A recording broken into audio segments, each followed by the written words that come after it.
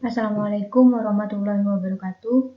Perkenalkan, nama saya Sylviana Nurhamida, NRP 3121640020 dari kelas 1 D4LJ Teknik Informatika A, PENS, Politeknik Elektronika Negeri Surabaya. Di sini saya akan menjelaskan tentang materi ke-13, yaitu materi testing dengan menggunakan framework Ki2. Di sini yang pertama, untuk topik pembelajarannya atau overview yang dijelaskan, yang pertama adalah penjelasan tentang testing itu sendiri dan penjelasan tentang macam-macam testing, penjelasan tentang unit testing, penjelasan tentang functional testing, dan penjelasan tentang acceptance testing. Nah, yang pertama yaitu apa itu testing? Nah, testing itu merupakan sebuah pengujian. Nah, dari pengujian itu akan menghasilkan sebuah hasil yang bisa dilakukan perubahan kembali atau update maupun tidak. Nah, testing itu sendiri adalah proses sebuah eksekusi suatu program dengan maksud menemukan kesalahan. Nah, secara umum, pengujian ini dilakukan untuk menentukan perbedaan antara hasil yang diharapkan dengan hasil yang sebenarnya. Jadi hasil yang diharapkan ekspektasinya ini. Dengan hasil yang sebenarnya adalah yang kita tes itu hasil yang sebenarnya. Apakah sesuai dengan ekspektasi yang kita inginkan? Seperti itu namanya testing. Suatu pengujian dikatakan berhasil apabila menemukan suatu problem atau error yang belum terdeteksi. Itu merupakan pengujian. Ya. Target pengujian dapat bervariasi, modul tunggal, sekelompok modul, dan terkait dengan tujuan, penggunaan, perilaku, atau structure, atau keseluruhan sistem.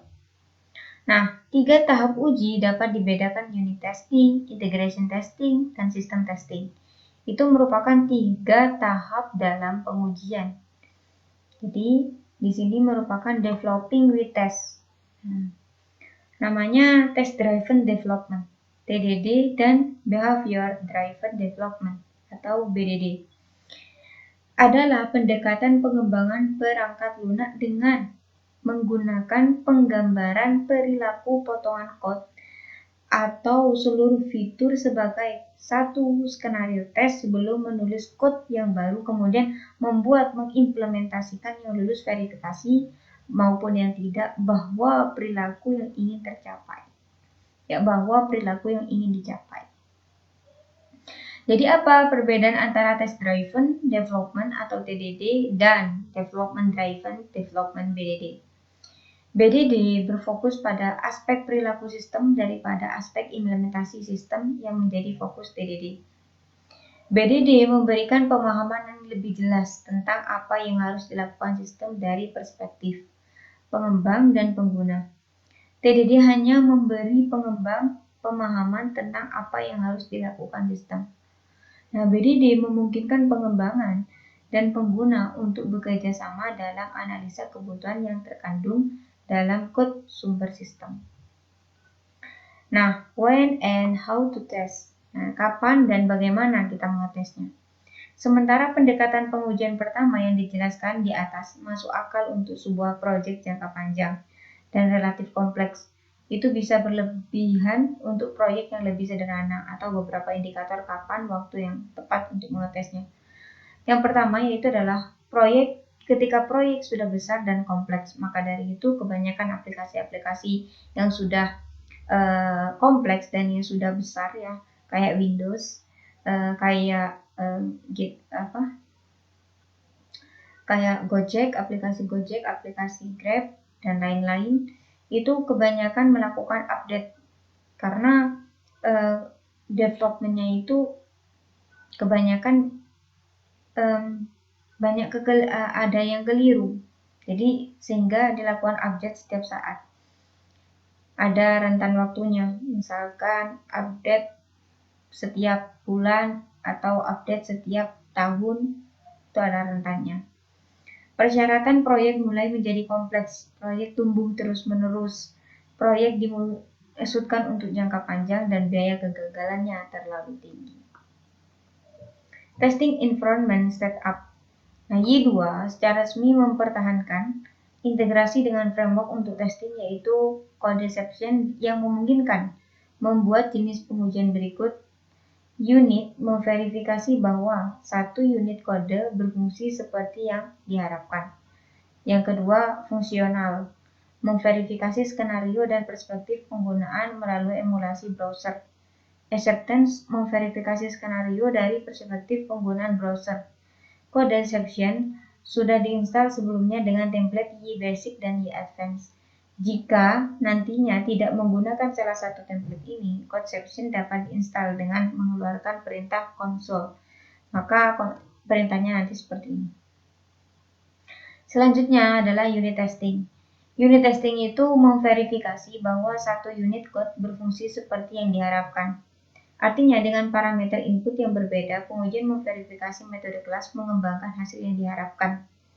Jadi, unit testing biasanya dikembangkan oleh orang yang menulis kelas yang sedang diuji. Pengujian unit di Y dibangun di atas PHP unit dan optional Codeception, sehingga disarankan untuk mencoba dokumen mereka. Nah, saya contohkan untuk unit testingnya. Nah, di sini misalkan saya ingin melakukan login, ya. Di sini saya masukkan Silviana Nur dengan menggunakan password yang benar terlebih dahulu dan username yang benar. Maka apa yang terjadi? Yang terjadi adalah seharusnya saya bisa masuk dan saya sudah bisa masuk. Ini merupakan project yang sudah saya buat di MyMart, toko baru. Selanjutnya apa yang akan saya lakukan? Saya mencoba logout dan saya akan mencoba login kembali dengan menggunakan angka. Nah, selanjutnya untuk passwordnya itu saya benarkan. Nah, di sini saya akan melakukan login. Nah, maka apa yang terjadi? Incorrect username or password. Nah, dia menyatakan password atau username-nya itu salah. Maka seperti itulah unit testing. Jadi unit testing di sini itu mencoba ya sesuai yang dikatakan penulis kelas yang sedang diuji. Ya, satu unit seperti diharapkan artinya dengan parameter input yang berbeda. Nah, parameter input yang berbeda ya. Seperti ini. Jadi saya menggunakan inputan seperti yang berbeda dengan aslinya. Ketika saya menggunakan username benar ya dengan menggunakan password salah misalkan ya, maka apa yang terjadi? Nah, incorrect user dan password benar seperti itu. Nah, ini merupakan salah satu contoh testing yang manual ya, testing manual yang saya contohkan. Oke, dia sudah masuk. Begitu juga dengan yang lainnya. Ketika saya memilih majalah, maka kemudian klik silakan filter, maka muncul. Namun ketika saya tidak mengeklik apa-apa, maka kategori ID cannot be blank. Nah, ketika saya tidak memunculkan apa, tapi saya silakan filter, ya, yang keluar ini, ya. Nah, setelah itu di bagian item mungkin ya, di bagian produk ya. Di bagian produk, nah ini di sini juga bisa melakukan view, juga bisa melakukan edit, dan ini sudah untuk unit testingnya kemungkinan insya Allah aman. Selanjutnya ini untuk referensi dari Codeception untuk Y. Kemudian fungsional testing. Tes fungsional memverifikasikan skenario dari perspektifnya. Nah, ini mirip dengan tes acceptance, tetapi tidak berkomunikasi langsung dengan menggunakan HTTP. Ini hanya mengisi parameter post dan get, dan kemudian mengeksekusi instans aplikasi langsung dari code. Tes fungsional ini umumnya lebih cepat daripada tes acceptance yang memberikan histori kegagalan dengan detail. Pengujian fungsional diimplementasikan dengan bantuan framework Codeception yang memiliki dokumen yang bagus. Dan ini merupakan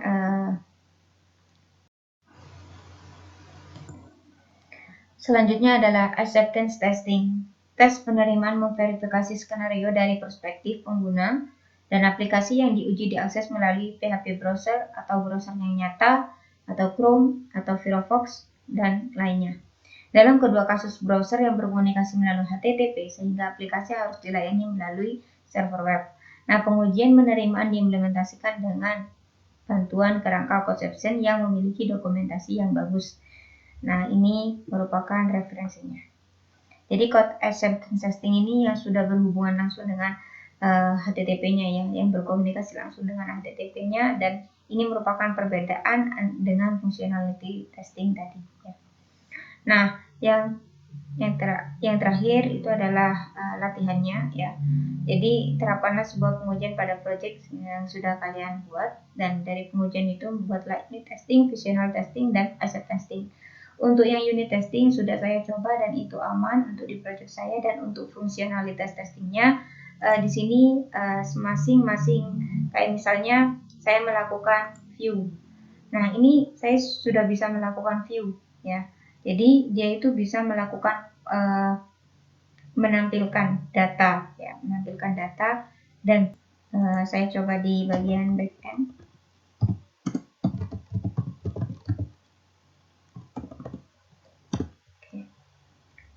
Maka seperti ini. Di sini saya akan mencoba untuk menghapus sekolah sehat ini. Maka yang terjadi adalah, nah, data terhapus, dan melakukan parameter yang sesuai dengan yang dijelaskan tadi. Tes fungsionalitasnya berarti benar. Parameter post, get, dan delete itu benar. Nah, ketika saya membuat create item ya, saya membuat create item dengan nama sekolah sehat lagi, sekolah sehat part 2 ya, part 2, kemudian price-nya 9.000, dan ini image-nya ini apakah ketika create berarti kan harus menampilkan sebuah data ya, harus menampilkan sebuah data, dan ini saya akan coba saya menggunakan ini. Kemudian ini 6, save. Nah, dia bisa menampilkan datanya. Berarti berhasil untuk melakukan parameternya. Kemudian melakukan update. Apakah dia berhasil mendapatkan datanya. Kemudian setelah itu lakukan update. Dan apakah berhasil lagi ya. Choose, match, dan pilih ini. Kemudian di save. Nah, berhasil ya. Ini semula yang tadi 9.000 diganti 10.000.